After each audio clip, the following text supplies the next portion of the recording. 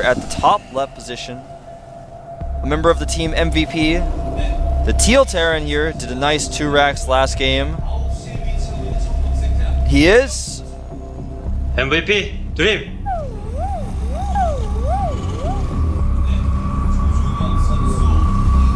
There he is. MVP Dream.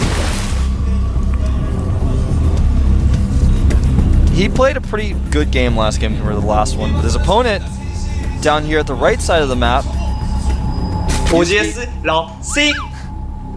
used to be OGSJ, now OGS Luvsic. Now it looks like he's going to be going for a quick hatchery, sending that first early drone scout out again.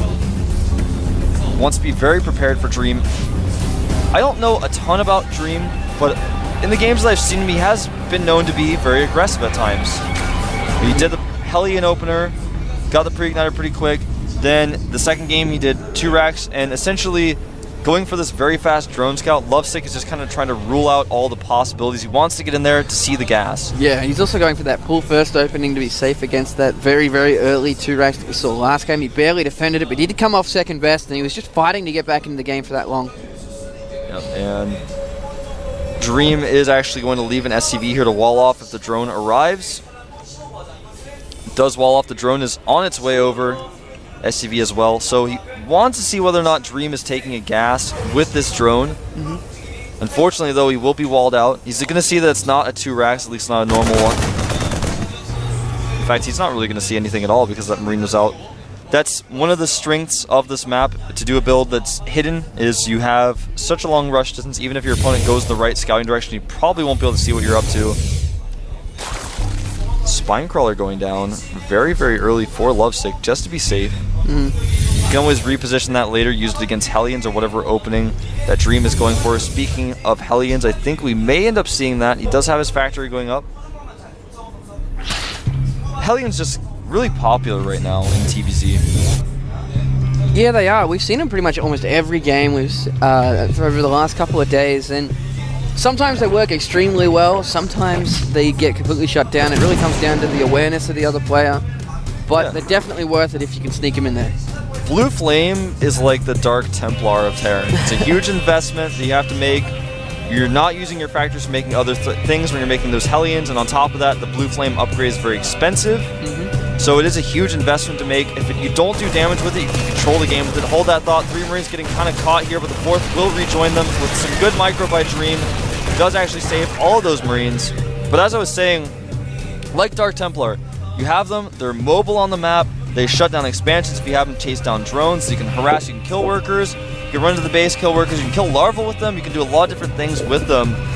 They're a huge investment though, and if you don't do the initial damage, you still have to use them in some way, or you'll just fall behind. It's a pretty big commitment. Yeah, but we do see 2 reactors going down on the factories. Yeah, that is actually unusual. I thought, when I saw the labs going down, or the reactor and what I thought was a tech lab, I sat there going, oh yeah, it's going to be 1 reactor, 1 tech lab, it's going to be Hellions and layers, going to make tanks, he's going to do the normal pre-igniter Hellion opening, but no, 2 reactors on factories, he's going to make 4 Hellions at a time, so rather than having Blue Flame, he's just going to have so many Hellions. Very interesting style here from Dream. I've seen it before, but not very often. The problem also with this style is that you don't have the tech lab up to make tanks when you need them, so taking that natural becomes somewhat difficult. We do see an Evo chamber going down, trying to get a wall off here, but if he comes in with quite a lot of Hellions, it isn't really going to make that much of a difference. We do have a Baneling nest down as well, with no Roach Warren this time. Banelings can be quite good against Hellions when they're on the defensive, because they can never catch the Hellions, sure, but they can be in a place where the Hellions want to go, and then the Hellions just can't go there anymore. What is he doing? He is bringing a ton of SCVs. I've seen a build like this with Blue Flame. When I was back in ZenX, there was a player, ZenX Ice Cream, you guys probably heard of him. He actually used to do a build like this, but with Blue Flame and with less Hellions. This actually can be quite deadly because there are a lot of Marines. It's a very specific all-in. It's a different variation than the one I've seen before. Yeah, that so is we have actually a ton of SCVs. We've got a ton of SCVs, a heap of Marines, Hellions as well. There's 30 Lings in production here for Luvsic, but it's going to be interesting. He's got 3 Queens down at the bottom there as well. He's going to have to focus those down. There we go. He's going to go for it. The 1 Queen drops very quickly. A second one being targeted down here by Dream as well. And those Queens are going to go down. The Spine Crawler down as well. Where are these Lings? 11 Banelings being morphed in. If Luvsic can get some good Banelings off, he will be fine. Oh. The drones were bunching up, but he didn't quite get them. He's trying to split his units against these Banelings. So many Banelings going through here, and it looks like he may clean this up. More Banelings going to hit these SCVs. Really need to hit those SCVs. We got more Lings coming out. We got 10 more Lings in production, but there's so many Hellions there. What? What? It's like, oh, I have 8 SCVs. I'll kill this Baneling to keep my Hellions alive. There we go. We still do have 5 Hellions and a Marine coming through. But still a lot of Zerglings. He's just got to hold off production. these Hellions. It's 21 drones to 10 SCVs. He's lost so much. If he can kill these Hellions, he'll be fine. I just don't know if he can do it. He has surrounded them, but they're just losing so many Lings. This doesn't have a lot of Lings out, so whenever they do pop, the Hellions just clean them up so quickly, and more Hellions reinforcing here. More Marines as well. He has finally gotten a good surround on that second last Hellion coming through again, but more Hellions are streaming across the map. I don't think he's going to relent any pressure here. I mean, he has to win with this. If this doesn't kill Luvsic, he's going to lose. And I think Luvsic is going to end up holding this. More Zerglings surrounding the Hellion. Does take out one more of those Hellions. Wants to just push them back a little bit, get a few more Zerglings out. If he cleans this up, he will be okay because, like I said, there's just 11 SCVs left. He's got 2 reactors full of Hellions. He hasn't made a command center. We've got 4 more Hellions coming into the natural now. He's trying to morph some Banelings, because that is what has been keeping him alive in this. And we're going lots more Lings going down. We do have more Lings in production as well. Nothing but Lings in production so far. Is almost going to get that Baneling at the front. Does finally get it down. There's still a lot of Zerglings though.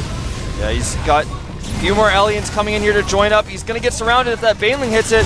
Oh, that Marine back here sitting at the Evo Chamber does take out that Baneling. Finally getting rid of all these Lings, but a lot of the Hellions are on very low health here.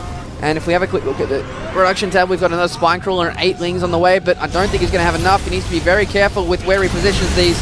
He needs to focus down the low Hellions first. One goes down. He's going to start losing drones now. Yeah, the Hellions cleaning up these last Lings. He's just going to want to avoid that Spine Crawler when it finishes, but here come the Hellions killing the drones.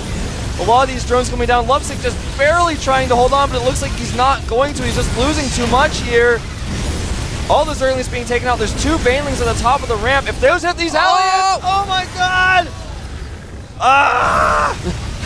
Does get quite a few of those Hellions. The final Baneling goes down. He's got more Lings in production. He's got a Queen coming out at natural as well. So he's got that Spine Crawler there. He's going to be safe, but he does not have anything to save these drones. This is just it, man. He's losing these drones. He doesn't have the production to keep up with more Zerglings, and these Hellions will end the game.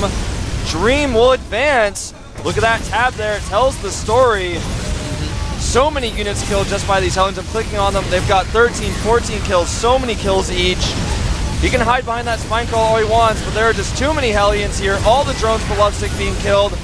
40 supply to 3 supply, and Luvsic has to be very frustrated with how this game turned out. A nice, clever all-in, poorly executed, but still worked. GG.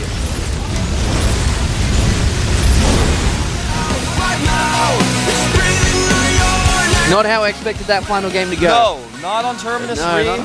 The map to do that is not Terminus 3. 2 reactors, pull your SCVs. He pulled about exactly, it was like 20 SCVs. A lot of those did get taken out by the Bane.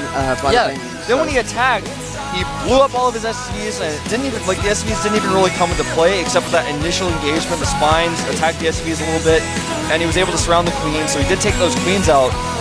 But then after that, he didn't control his SCVs at all, and he just was like, forget the SCVs, I just care to keep my Hellions alive, and eventually, you don't have a Roach Warren, you don't have enough Banelings, and I will just break through and kill you. And he did, just barely.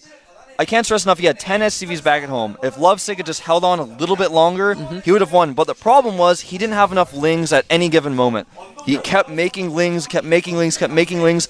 They popped out in groups of 6, maybe groups of 4, and the Hellions kill them. And the more come, but the Hellion numbers stayed the same. The Zergling numbers never got high enough to where they could deal with the Hellions. Well, the downside to it was every time he tried to clear it out, 4 more Hellions would come through with full health. So we'd get a lot of them to low health and then just back off.